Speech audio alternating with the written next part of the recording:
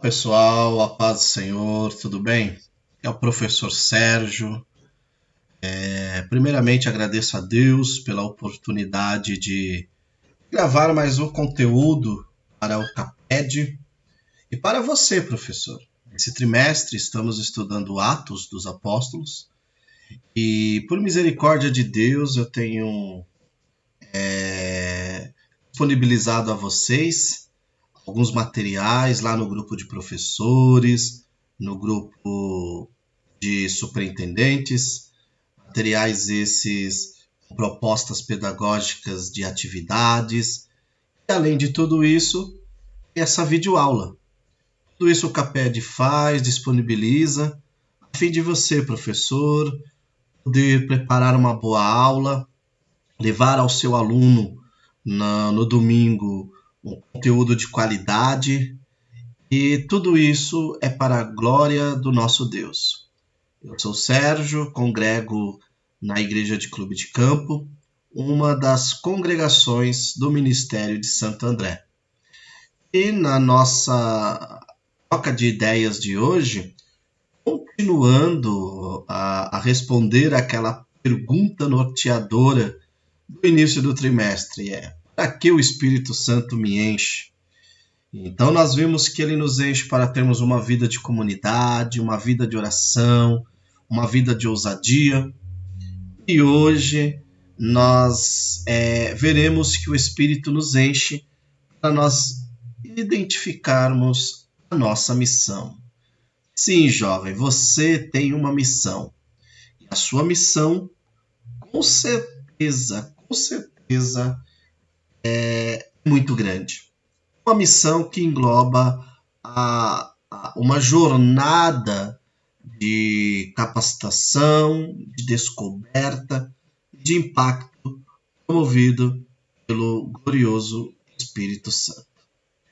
Na nossa aula de hoje, o nosso cronograma, nós discutiremos a busca pelo propósito, fundamento bíblico da missão e o poder espiritual que Deus nos dá, o dínamos. E como essa missão ela é coletiva e individual ao mesmo tempo. Ela é individual no que diz respeito aos dons. Os dons que o Senhor nos entregou, eles são individuais. O Senhor dá a cada um conforme aquilo que ele vê que é necessário. No entanto, esse mesmo Deus, ele pega esse individual e torna em um coletivo. Na própria manifestação dos dons, nós vemos isso. E a identidade em Cristo e o impacto no dia a dia, o impacto global, por assim dizer. Então, a juventude, ela enfrenta uma pergunta existencial. Eu costumo dizer que é a pergunta que vale R$ 1 milhão. Qual é o meu propósito nesta vida? Em meio a incertezas, pressões, confusão identitária, é comum o jovem cristão perguntar, questionar qual é o propósito de sua existência. Contudo, a Bíblia, ela é o nosso manual de fé, ela nos dá uma perspectiva. E a perspectiva bíblica afirma que você jovem, você professor de jovem, você líder de jovem, nós fomos criados com uma intencionalidade divina. O propósito, portanto, não é inventado. Eu inventei ser isso, eu inventei ser aquilo. Mas podemos dizer que é uma descoberta através do chamado de Deus, conferindo um sentido transcendente à existência humana. Então, é muito importante isso. Atos capítulo 1, versículo 8 diz: mas receberão poder quando o Espírito descer sobre vocês, e serão minhas testemunhas em Jerusalém, em toda a Judéia, em Samaria e até os confins da terra. Sim, o propósito de Deus que você jovem, seja testemunha até os confins da terra. Como que Deus nos capacita para essa missão? Uma vez que compreendemos, enquanto cristãos, temos um propósito. O propósito maior é ser um anunciador, aquele que fala, aquele que anuncia as boas novas de salvação. Como que eu faço isso? Minha própria capacidade é impossível. Eu posso ter até alguns talentos. No entanto, se torna difícil eu fazer isso sozinho. Por isso, é tão importante o poder ativo de Deus, o poder do Espírito Santo. Aquilo que nós chamamos de dínamos, que é um termo grego que descreve uma força ativa, uma energia transformadora. A ideia de dínamos, só para que você, professor, compreenda, é uma ideia de uma dinamite usada para explodir barreiras. Nós tivemos aqui em São Paulo uma grande obra chamada de Rodoanel. Hoje está pronta, mas quando esta obra estava sendo executada, a fim de abrir muitas rochas, muitos lugares que outrora eram rochas, eram montanhas, foram usadas dinamites. Então, note que quando a Bíblia se refere ao dínamos, não está falando de qualquer poder. Está falando de um poder capaz de transformar. Diferente do poder político, intelectual, esse poder representa uma capacitação sobrenatural concedida pelo Espírito Santo, com o propósito de habilitar você, jovem, a transcender barreiras. Lembra que eu usei o exemplo aqui? As dinamites eram usadas para abrir novos caminhos. Esse dínamos nos capacita a abrir novos caminhos, a transcender barreiras culturais e resistências espirituais, fortalecendo a missão. E a implicação de tudo isso é, sem esse poder, a concretização da missão divina, no meio de nós, se torna um esforço puramente humano e, consequentemente, fadigante. Não é esse o propósito do Senhor para nós. Quando nós vemos o impacto do dínamos, desse poder ativo de Deus na vida dos apóstolos, hoje, como case, usaremos aqui Pedro, Paulo e Barnabé e alguns outros heróis da história da igreja, a fim de ilustrar esse dínamos, como operou na história da igreja. Então, a manifestação do dínamos transformou Pedro de alguém que era covarde, medroso, um pregador corajoso, que liderou ali não só a conversão de 3.000 pessoas, mas era uma das colunas da igreja de Jerusalém. Então, jovem, talvez você seja tímido, seja acanhado, seja até de certa forma medroso em anunciar Cristo. Mas eu tenho certeza que quando o poder de Deus vir sobre a sua vida, será impossível você não transcender, não liderar, não se tornar alguém corajoso, ousado. Paulo e Barnabé é um outro exemplo.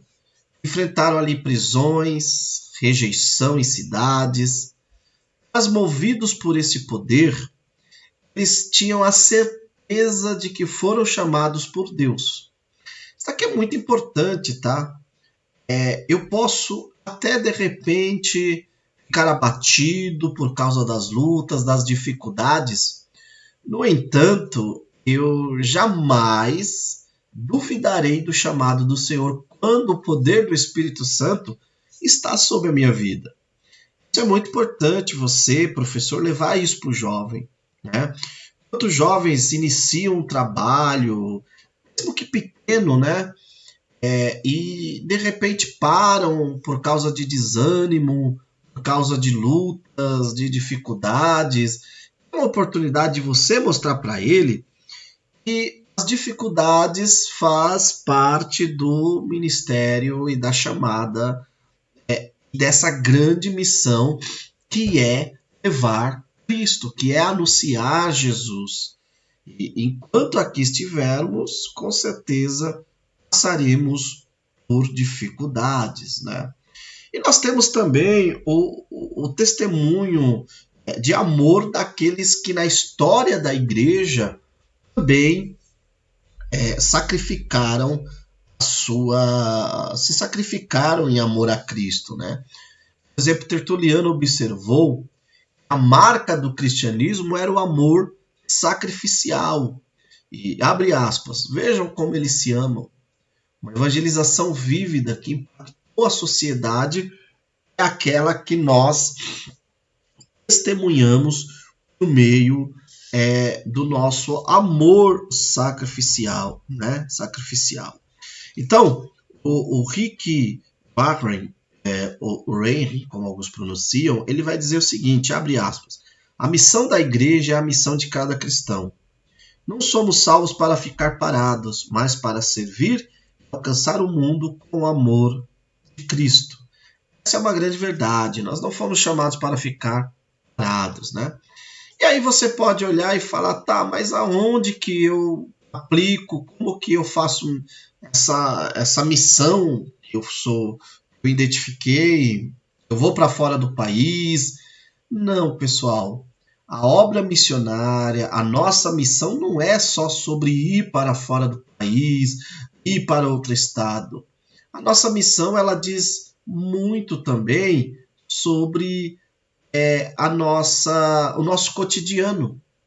Então, a missão da igreja é a missão de cada cristão. Desconstruindo a ideia de que a evangelização é exclusiva de pessoas ordenadas como pastores, clérigos ou missionários. Não. Todos nós somos chamados para evangelizar, para falar de Jesus. A responsabilidade evangelística, ela é de cada cristão e é intrinsecamente convocado, cada cristão é intrinsecamente convocado ao serviço.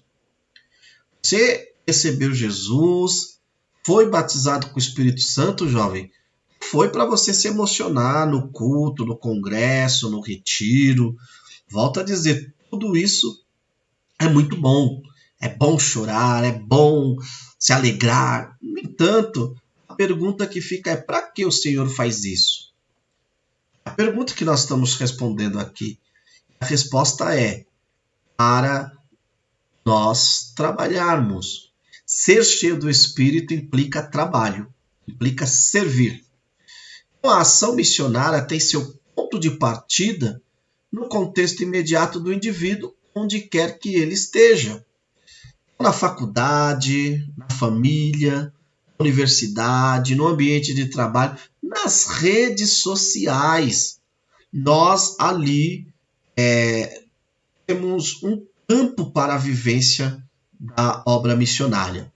Sempre gosto de parafrasear John Wesley, quando ele perguntado, indagado onde ele pregava, porque ele não tinha paróquia, ele foi expulso do contexto anglicano, e ele respondeu: o mundo é a minha paróquia.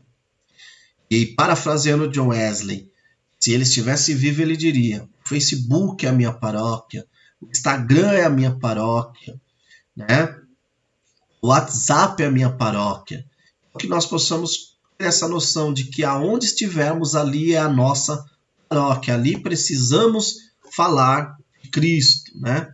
E claro, diversos campos. Volto a dizer, você não precisa atrapalhar a aula na faculdade, você não precisa deixar o seu posto de trabalho, de repente prejudicando a empresa. Não. Você precisa orar ao Senhor, pedir uma estratégia, traçar uma estratégia também, e no momento certo, você falar de Cristo, você anunciar a verdade cristã, você defender o Evangelho. É isso que eu estou propondo aqui, né? A proposta dessa videoaula é justamente isso, né? Nós compreendemos que aonde nós estivermos, ali nós podemos falar do Senhor, né? Então, para que eu tenha autoridade para falar, eu preciso de integridade.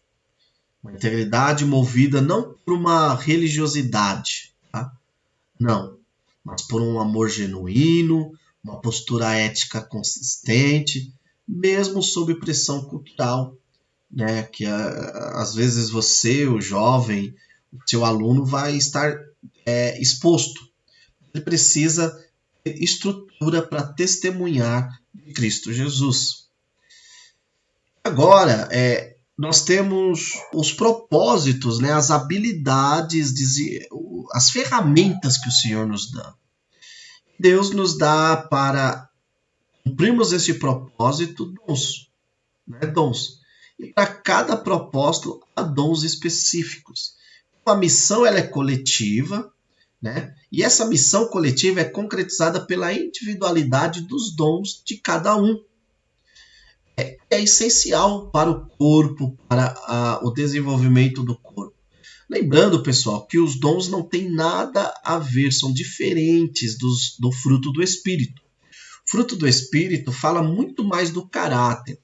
O fruto do Espírito, dentro desse contexto de Atos que nós estamos trabalhando, ele foi falado, ele foi descrito, ele foi trabalhado ali nas primeiras aulas, comunidade, oração, conversão, mudança de postura, mudança de mentalidade. Tudo isso é o que o fruto do Espírito faz.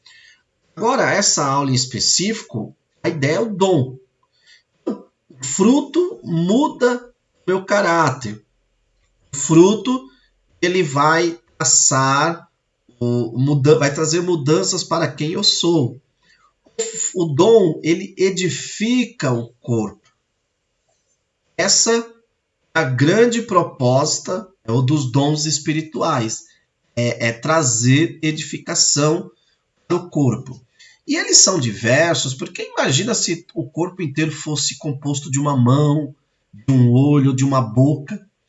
Os dons, eles são diversos, e Deus dá a cada um conforme a obra que ele preparou para nós.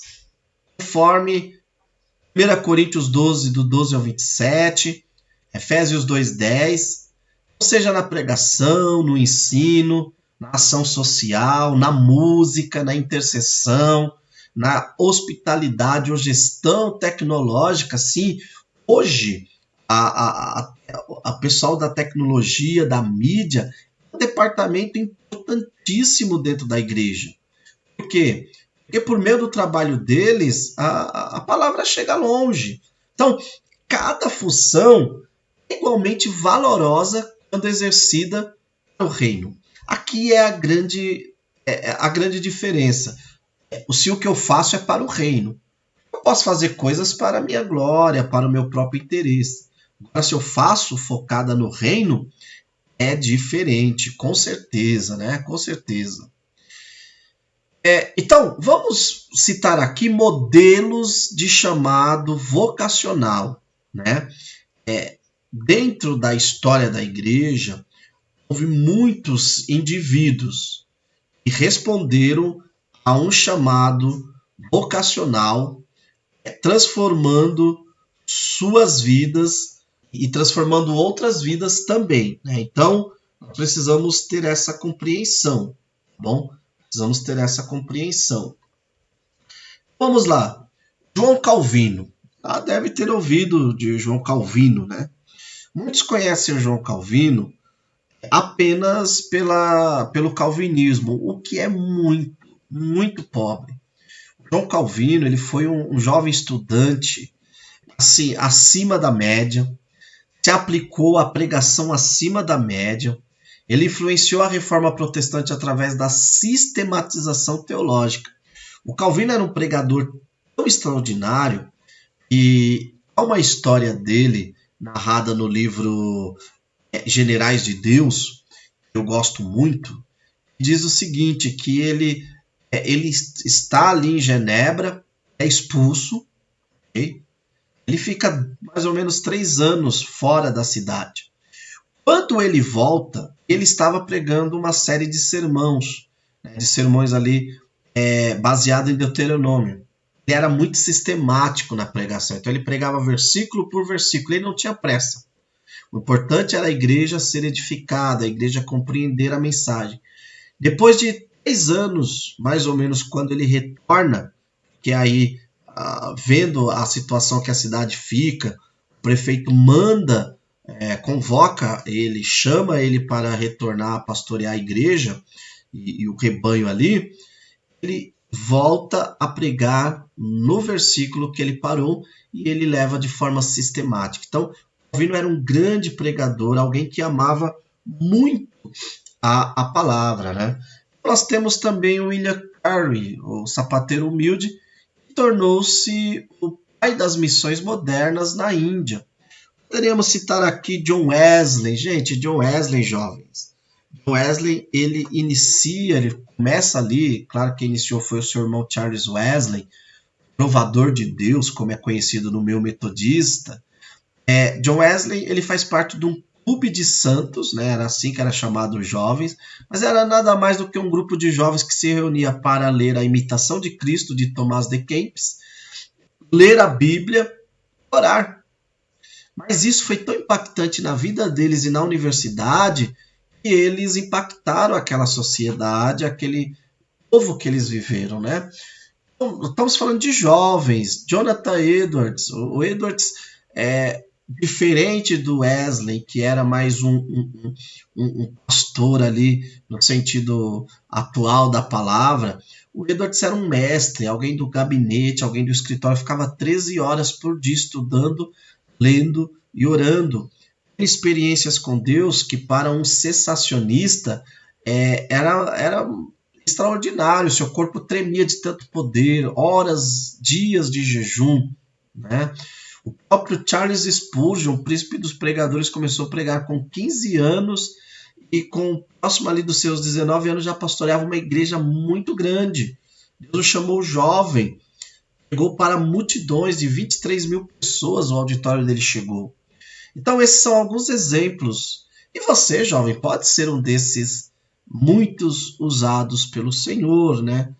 Nós temos também Priscila e Áquila, que eram fabricantes de tendas, usaram sua profissão e casa para apoiar a obra missionária por meio de Paulo e discipular outros. Veja que alguns abandonaram suas funções, outros continuaram usando seu trabalho para a obra missionária, para o chamado que fora convocado. Jeremias, chamado ali na juventude, profetizou a vontade divina em tempos de crise nacional, né? A nossa nação precisa de jovens cheios do Espírito, dispostos a fazer a diferença, né? Então, esses são alguns exemplos, né? Então, nós poderíamos aqui usar vários exemplos também para falar das habilidades para a missão. Nós temos, por exemplo, Paulo. Paulo é um exemplo bíblico. Lá em Atos 17, quando ele chega na Grécia, lá está Paulo discutindo com os filósofos. E no mesmo nível. Assim, muitos jovens querem pregar, muitos jovens querem influenciar, não se preparam. Paulo é um exemplo de que devemos nos preparar para quando chegar esse grande dia, né? Ou esse momento. Pode ser na faculdade, pode ser entre familiares, entre amigos. E nós temos John Maxwell, né, que é uma liderança, segundo John Maxwell, ele vai falar da liderança que influencia. Para influenciar o mundo, conforme o Maxwell, esse líder deve buscar a excelência.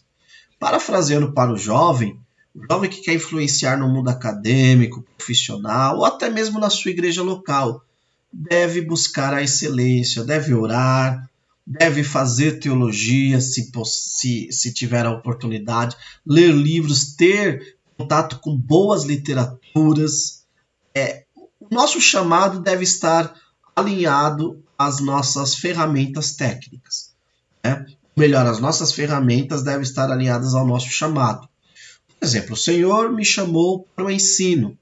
Se eu não ler, se eu não buscar literatura, claro, além de orar, de vigiar, de jejuar, se eu não buscar literatura, eu não consigo.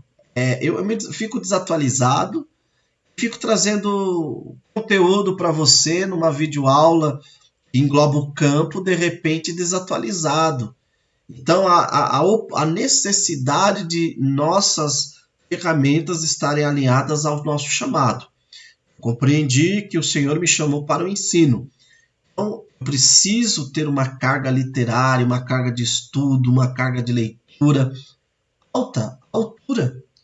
Quando o Senhor me chamar para responder ao jovem, responder na universidade, para responder com a minha profissão, estar apto. Claro, além do poder do Senhor, né?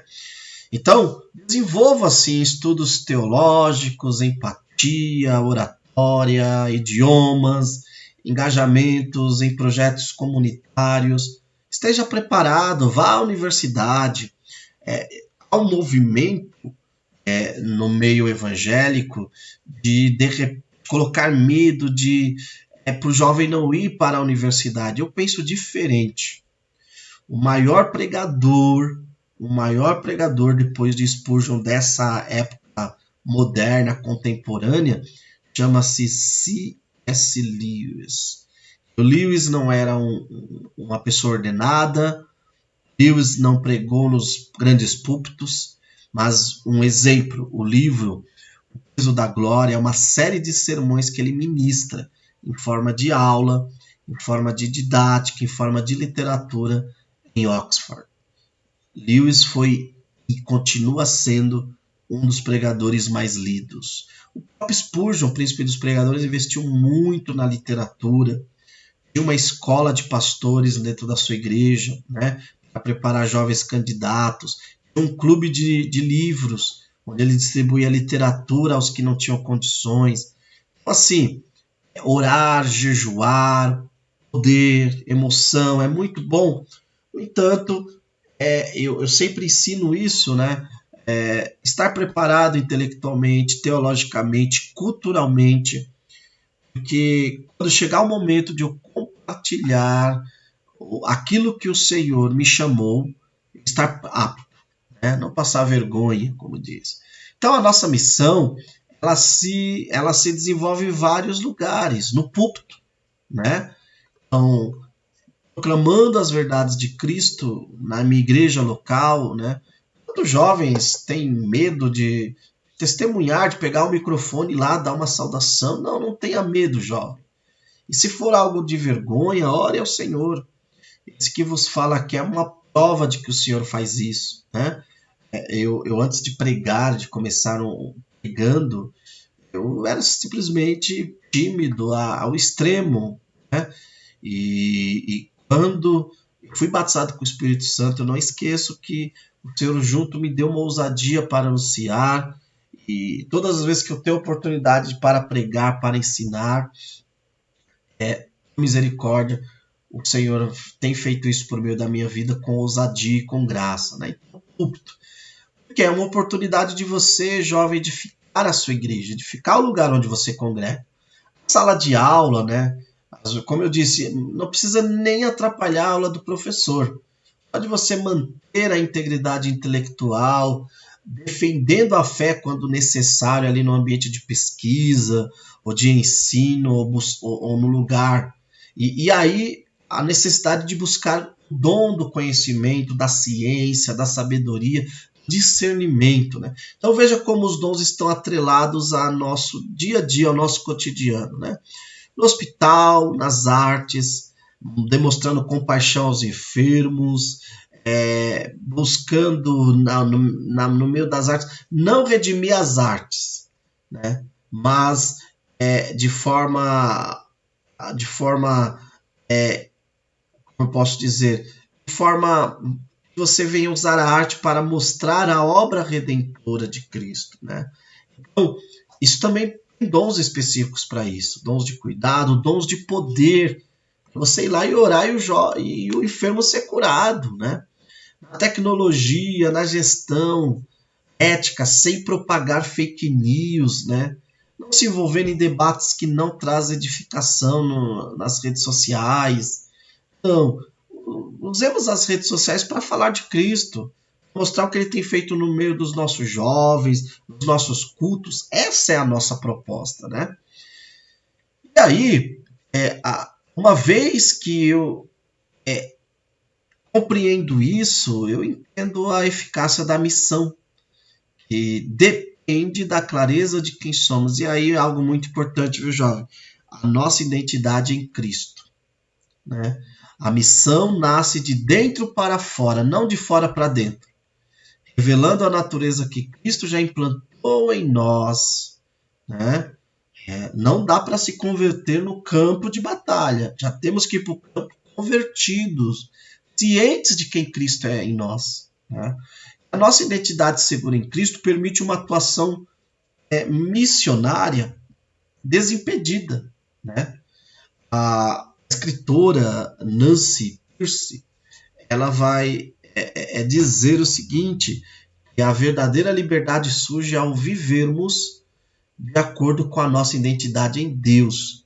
Sem medo da rejeição, o jovem assume riscos pelo evangelho, né? Esse é o propósito divino.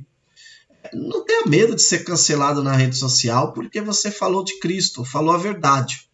Você tem que ter medo de ser cancelado se você mentiu, se você propagou fake news. Aí sim. Agora, na escola, na rede social, no contexto que você está inserido, não tenha vergonha, desde que as suas atitudes valide que Cristo está dentro de você, né? E nós vemos que a obra missionária é uma progressão. Muitos já querem ir direto para o alcance global, mas não alcançam primeiro Jerusalém, né? Jerusalém fala do locus, da nossa origem, né? Primeiro eu começo em loco, com a família, com os amigos próximos, com meus alunos, no meu caso, com meus companheiros de trabalho, com meus colegas de futebol, de esporte. Depois eu expando para a Judéia e Samaria, né? Aí eu vou para as redes sociais, que vai alcançar pessoas diversas. E depois a etapa final é o global, né?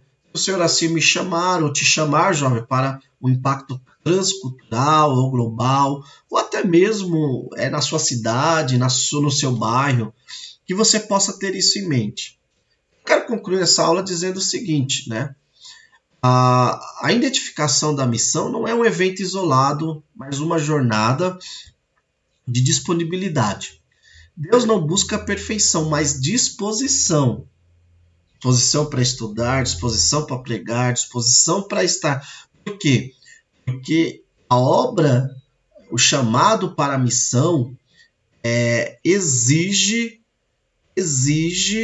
o que nós podemos dizer e chamar de disposição, um compromisso inegociável com sim.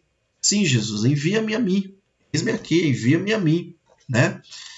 Eu quero concluir essa videoaula dizendo, João, o propósito de vida não é inventado, mas descoberto através do chamado divino.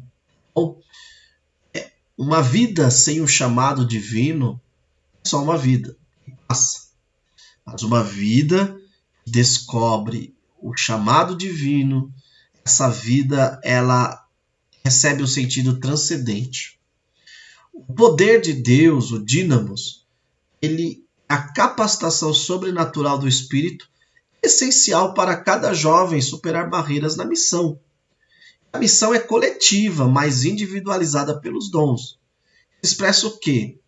Que nós precisamos buscar dons que estejam alinhados com o nosso chamado.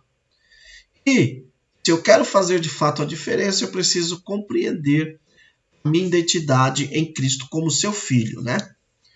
Para você agregar conhecimento à sua aula, caso você queira, além da Bíblia, né? Também você pode adquirir um livro, né, Uma Vida com Propósito, né? Esse livro ele foca na descoberta do chamado e na compreensão do propósito individual dentro de um contexto maior de fé, um livraço, é um clássico quase, né? O livro do Maxwell, Desenvolvendo o Líder que Existe em Você, ele explora princípios de liderança, de influência e de desenvolvimento, habilidades essenciais para aplicar os propósitos na prática. E o livro da Nancy Pearcey, né, que é a verdade total, né, o Total Truth, que aborda a visão de mundo e as ideias cristãs, fornecendo ali uma base robusta para integrar a fé e a vida profissional acadêmica. Espero que você seja edificado por meio dessa videoaula, que você possa compartilhar, que você possa enviar para o seu amigo, professor, que você de repente sabe que ele anda meio ali longe dos contextos de CAPED, fala para ele que o CAPED tem preparado semanalmente um material de qualidade, tanto de literatura quanto de videoaula, e fala para ele curtir, comentar, e qualquer dúvida que tiver, a equipe do CAPED está à disposição para responder. Deus abençoe, jovem, Deus abençoe, professor, e até a próxima, se o Senhor Jesus assim permitir.